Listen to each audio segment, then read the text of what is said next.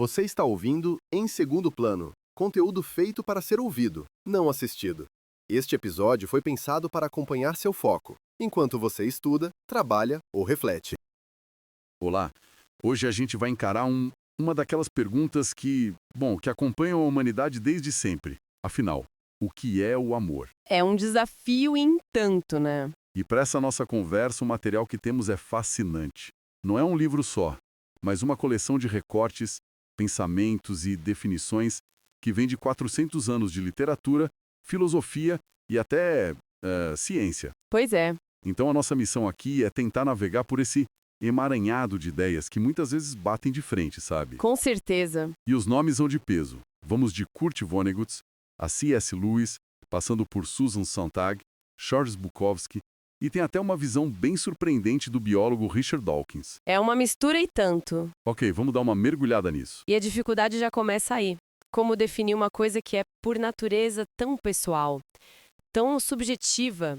Cada um sente de um jeito. Exato.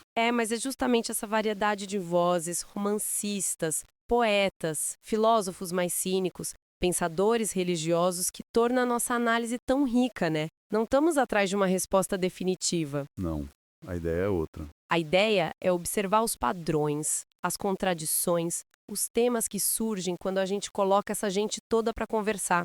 O que é fascinante aqui é como cada autor tenta, assim, capturar um oceano inteiro numa única gota d'água. E uma das primeiras gotas, um tema que surge com muita força logo de cara, é essa ideia do amor como algo que a gente não controla. Uma força quase da natureza. Sim. O Paulo Coelho, por exemplo, vai direto ao ponto. Ele diz: o amor é uma força indomável.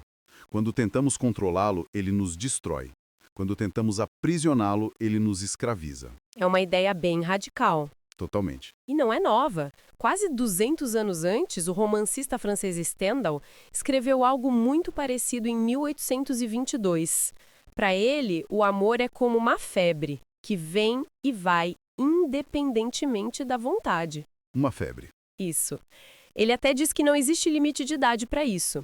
Ou seja, não é uma escolha racional, não é algo que você decide ter. Simplesmente Acontece com você? é o amor como um raio que te atinge, então. E isso me leva a pensar na Susan Sontag, que você mencionou. Ah, sim. Ela escreveu nos diários dela uma frase que parece simples, mas é muito profunda. Nada é misterioso, nenhuma relação humana, exceto o amor. Exato.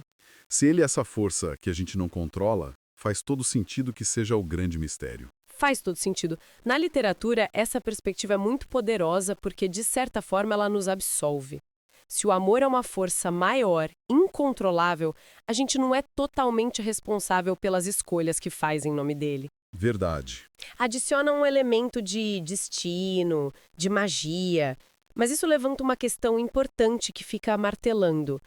Se o amor é essa força indomável, qual é o nosso poder dentro dele? A gente é só passageiro nessa história? Essa pergunta é ótima. Porque se a gente é só passageiro, significa que a gente está completamente exposto, sem controle do volante. E isso nos joga direto no outro lado dessa força, a vulnerabilidade, o risco. O lado sombrio. Exato. Acho que ninguém falou disso de forma tão brutal e bonita quanto o C.S. Lewis no livro Os Quatro Amores. A frase central dele é um soco no estômago. Amar é ser vulnerável. Ele não alivia de fato. A metáfora que ele usa é de uma clareza assustadora. E qual é? Ele diz que a única maneira de manter seu coração seguro, sem nenhuma chance de ser ferido, é não entregá-lo a ninguém. Trancá-lo num cofre ou caixão do seu egoísmo. Um lugar seguro, sabe? Onde nada entra e nada sai. Só que aí vem a virada. Ele avisa que nesse cofre o coração não vai se quebrar. É verdade. Mas ele vai mudar. Ele vai se tornar inquebrável, impenetrável, irredimível. Essa última palavra é pesada. É pesadíssima. Irredimível. Nossa, é quase como se Lewis estivesse dizendo que a tentativa de evitar o sofrimento nos leva a um tipo de morte espiritual. É uma escolha entre dois tipos de dor, basicamente. É exatamente essa escolha que ele coloca na mesa. A segurança absoluta leva a uma petrificação. a um estado em que você já não é mais capaz de sentir. E a conclusão dele? A conclusão dele é uma das coisas mais dramáticas que já li sobre o tema. Ele diz que a alternativa à tragédia, ou pelo menos ao risco de tragédia, é a danação. E arremata: o único lugar fora do paraíso onde você pode estar perfeitamente a salvo de todos os perigos e perturbações do amor é o inferno. Uau! É muito intenso. A ideia de que a única alternativa ao risco é a danação ou o inferno é pesada. Honestamente, dá para entender por que alguém ouviria isso e pensaria: não, obrigado. Prefiro me proteger. Totalmente. Será que aquela visão mais cínica do amor não é, na verdade, uma reação direta a esse peso todo? Com certeza. É um mecanismo de defesa quase que instintivo. E isso nos leva diretamente a um grupo de pensadores que olharam para toda essa intensidade e tiveram uma reação bem mais irônica. Sim. O Fyodor Dostoiévski, por exemplo, em Os Irmãos Karamazov, define o inferno como o sofrimento de ser incapaz de amar. É a mesma conclusão do Lewis por outro caminho. É a mesma ideia. Mas encarar isso de frente exige uma coragem que nem todo mundo tem ou quer ter. E aí entra o humor ácido para nos salvar, como o do Ambrose Bierce no Dicionário do Diabo. A definição dele é um clássico. Amor, substantivo, uma loucura temporária, curável pelo casamento. É genial! É uma definição que arranca uma risada, mas que também carrega uma crítica social enorme sobre a institucionalização do sentimento. É quase um tweet de 1800 e pouco. Exatamente. É uma forma de dizer: calma, gente, essa febre toda passa. E na mesma linha, mas com um tom mais melancólico, poético, tem o Charles Bukowski. Ele compara o amor a uma neblina. Ah, essa é ótima. O amor é como a neblina que surge de manhã. Dura pouco e logo se dissipa. Ele diz que ela se dissipa com a primeira luz do dia, ou seja, com a chegada da realidade, sabe? Das contas para pagar, da rotina. Sim, da vida real. E para fechar esse trio mais pé no chão, tem o Lemony Snicket, que descreve o amor nos transforma de forma desajeitada e muitas vezes com muita bagunça. Eu gosto muito dessa ideia da bagunça. Porque o que essa perspectiva cínica ou realista, digamos assim, nos mostra é uma aceitação da imperfeição. É isso. Essas definições não negam o amor, mas se recusam a idealizá-lo. Elas olham para a transitoriedade dele, para o caos que ele pode gerar. É um reconhecimento honesto de que a experiência humana do amor raramente é um conto de fadas. É o amor com os problemas do dia a dia. É o amor com as bordas imperfeitas, com a aceitação da bagunça que ele traz. E essa ideia de aceitar a bagunça, de ver o que acontece depois que a neblina de Bukowski se dissipa, nos leva a um outro grande tema. Sim, numa visão mais madura. Uma visão mais madura que não descarta a paixão, mas vai além dela. E aqui a gente tem uma das definições mais lindas da nossa coleção, do Louis de Bernières, no livro O Bandolim de Corelli. Oh, essa é maravilhosa. Ele descreve a paixão como uma loucura passageira, que irrompe como um vulcão e depois se acalma. A parte importante é o que vem depois. O momento da verdade. Quando a poeira vulcânica senta. Isso. De Bernières escreve: precisa avaliar se suas raízes se entrelaçaram de tal forma que é inconcebível se separarem. Porque é isso que o amor é. Uau! Ele faz uma distinção muito clara. Amor não é a falta de ar, a excitação. Ele diz que isso é só estar apaixonado e que qualquer tolo pode fazer. E o amor em si? A frase que me pega é esta: o amor em si é o que resta quando a paixão se extingue. E isso é tanto uma arte quanto uma feliz coincidência. Essa citação é um divisor de águas na nossa conversa, porque ela tira o amor do campo do sentimento que nos acontece e o coloca no campo da prática consciente. É uma arte Algo que se constrói. que se cultiva, é uma escolha que se renova, e isso ecoa em muitas outras vozes. A atriz Katharine Hepburn, por exemplo, disse: o amor não tem nada a ver com o que você espera receber, apenas com o que você espera dar, que é tudo. Muda totalmente a perspectiva. Muda o foco da posse para a doação. E tem a definição clássica do Antoine de Saint-Exupéry, de O Pequeno Príncipe, que todo mundo conhece, mas que se encaixa perfeitamente aqui. Qual? O amor não consiste em ficar olhando um para o outro, mas em olhar juntos na mesma direção. Ou seja, deixa de ser um sentimento fechado entre duas pessoas e vira um projeto, um caminho. Exatamente. E o escritor James Baldwin adiciona uma camada de realismo a essa construção. Ele diz: o amor é uma batalha, o amor é uma guerra, o amor é um processo de amadurecimento. O que é uma ideia quase oposta à da febre incontrolável de Stendhal com que a gente começou. É verdade. Mas será que uma coisa anula a outra? Ou será que a arte e a batalha de que falam de Berniers e Baldwin só começam depois que a febre de Stendhal passa? Eu acho que elas não se anulam, elas se complementam. A febre pode ser o catalisador, a ignição. Mas o que sustenta a jornada é o trabalho, a arte. É a transição do passivo para o ativo. Entendi. E isso nos leva a uma perspectiva que, à primeira vista, parece a mais fria de todas, mas que talvez seja uma das mais profundas. Uma visão, assim, racionalista. Que vem de um lugar totalmente inesperado, né? Do biólogo evolucionista Richard Dawkins. Exatamente. Em uma carta que ele escreveu para a filha de 10 anos, explicando a importância da evidência na ciência, ele decidiu usar o amor como exemplo. Uma escolha ousada. Muito. E o que ele diz é que acreditar que alguém te ama não é um salto de fé cego, não é algo místico. Pelo contrário, é uma conclusão baseada em evidências.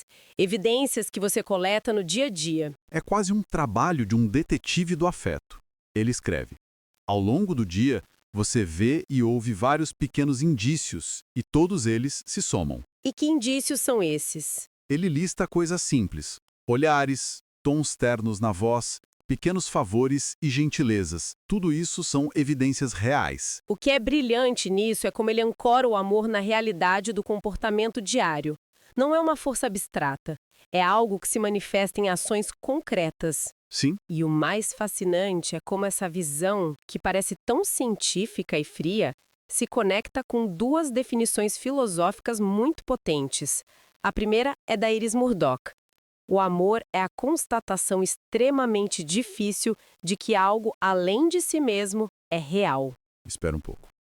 Então, o que Dawkins chama de evidência, os olhares, as gentilezas, é, na verdade, a mesma coisa que a Murdoch chama de constatação de que o outro é real. Exatamente. A ciência e a filosofia estão descrevendo o mesmo fenômeno com palavras diferentes. É isso. Exatamente isso. E tem mais.